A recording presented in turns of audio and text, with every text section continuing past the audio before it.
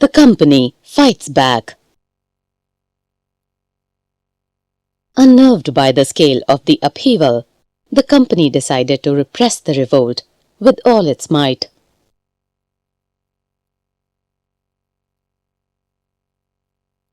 It brought reinforcements from England, passed new laws so that the rebels could be convicted with ease, and then moved into the storm centers of the revolt.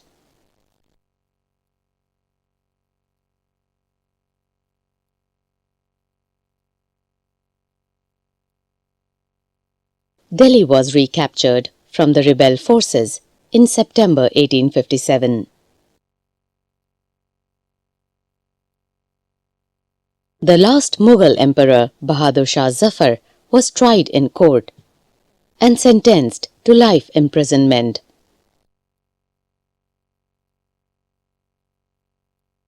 His sons were shot dead before his eyes.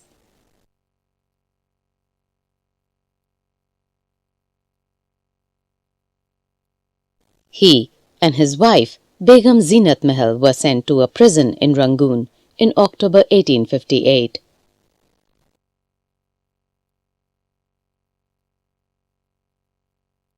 Bahadur Shah Zafar died in the Rangoon jail in November 1862.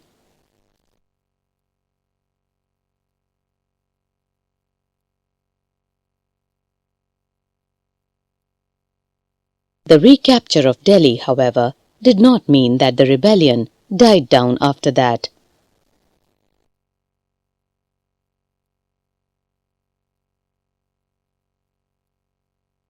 The British had to fight for 2 years to suppress the massive forces of popular rebellion. Lucknow was taken in March 1858.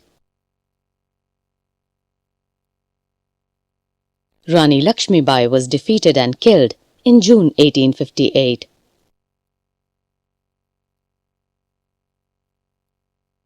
Tantia Tope escaped to the jungles of central India and continued to fight a guerrilla war with the support of many tribal and peasant leaders.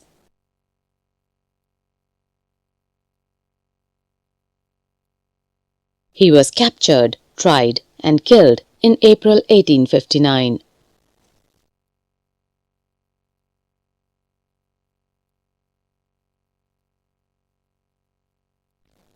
Just as the victories against the British had earlier encouraged rebellion, the defeat of rebel forces encouraged desertions.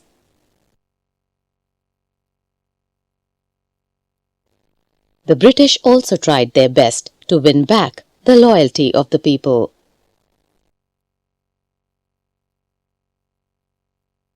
They announced rewards for loyal landholders who would be allowed to continue to enjoy their traditional rights over their lands. Those who had rebelled were told that if they submitted to the British, and if they had not killed any white people, they would remain safe and their rights and claims to land would not be denied.